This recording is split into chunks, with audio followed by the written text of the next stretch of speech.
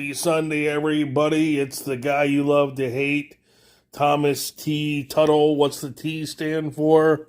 Trustworthy. Coming at you today in my second video. So if I make any mistakes in this video, I've got no one to blame but myself and genetics. Coming at you to talk about something I received in the mail earlier this week. Mark Poulton's The Black Owl. And I don't just want to talk about Mark Poulton's The Black Owl, but I want to talk about the idea of the Black Owl. And I don't want to just talk about Mark Poulton, but I want to talk about the idea of Mark Poulton. So we're going to have a confluence of concepts coming together this afternoon. Got the Black Owl in the mail this week.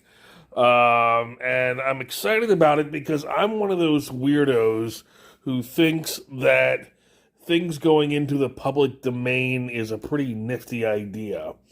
I like the idea that we can see a lot of different versions of the same character. And there are a lot of neat characters out there to draw from. We've got the Black Owl, the Black Terror. We've got Daredevil, not the blind hero in Marvel, but the fella who's half blue, half red. He's got a belt of spikes around his waist, and he fights with boomerangs. These guys have been in the public domain for some time now. Dynamite did a project, Superpowers take on them. Oh gosh, I guess about 10 or 15 years ago, closer to 10 years ago. And now a lot of them are making their way into Comicsgate. And I think these heroes are exciting. I think these heroes have a lot of life left in them. And for the most part, again, with the exception of these sporadic events like Project Superpowers, you don't see them much, even though anyone can do a comic based on them. Now, they're starting to drip their way into CG books. Daredevil, or not Daredevil, made his way into a Commie Mark project. Black Owl, as I said, just came out from Mark Poulton. And coming up a little later this year, we've got Terror in the Trenches by Von Klaus coming up. So, if you're a public domain junkie like I am, it's an exciting time. Before I talk about the book, I want to talk about Mark Poulton, or the idea of Mark Poulton.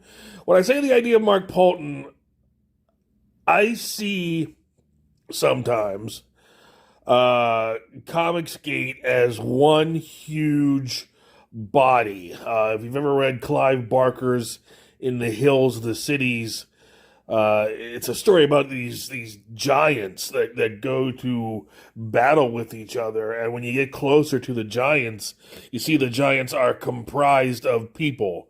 The joints in the knees are people with pulleys, bending and twisting the leg the way it needs to go. The people in the eye sockets are, armed with telescopes and vision enhancing tools so they can see far distances.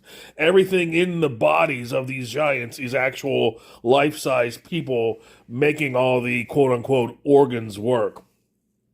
And if that's what Comicsgate is, and if Comicsgate is sort of the Brobdingnagian Finnegan who walked across the earth before he fell and took up root and became what is known today as Ireland, then Mark Poulton is definitely the engine that drives that body forward, because Poulton is, without a doubt, the hardest working man in Comicsgate.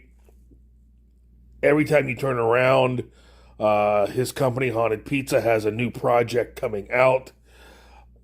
Every time you turn around, his company, Haunted Pizza, has a new project coming in. Our naysayers, and we do have those out there, the ones who say nay, the ones who don't get off one saying yay, they get off one saying nay.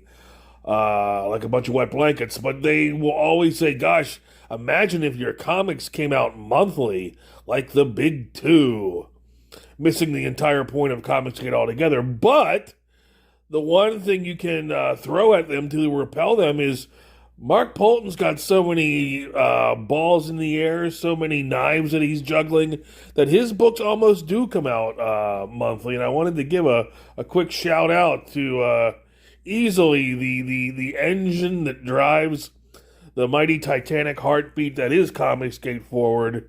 The hardest working man in CG, Mark Poulton. The book is fantastic. It's energetic. I love the art. It looks like the art by Poulton, and I've forgotten his first name already. Greg Poulton. Energetic.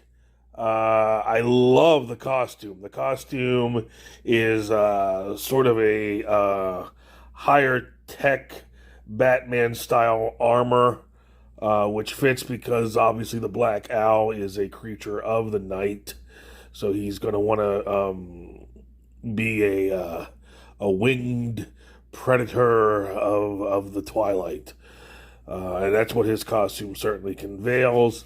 I liked the idea of generation and family that the book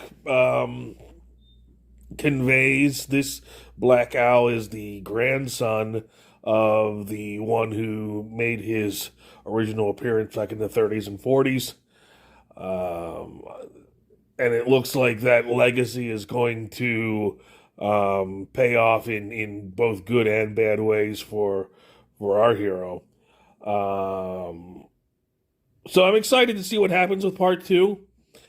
I'm excited to see what happens when or if these heroes of yesteryear come together, because there's certainly no reason that we can't see, if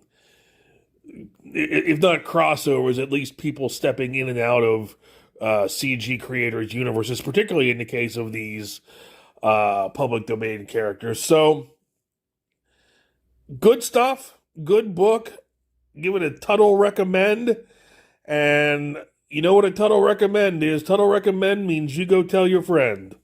So, get the word out there. If you're looking for a real fun Sunday afternoon read, you can do a lot worse than Mark Poulton's Black Owl.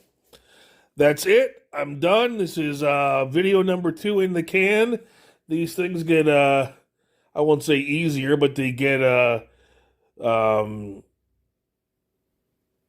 adjective to be filled in later as we go along.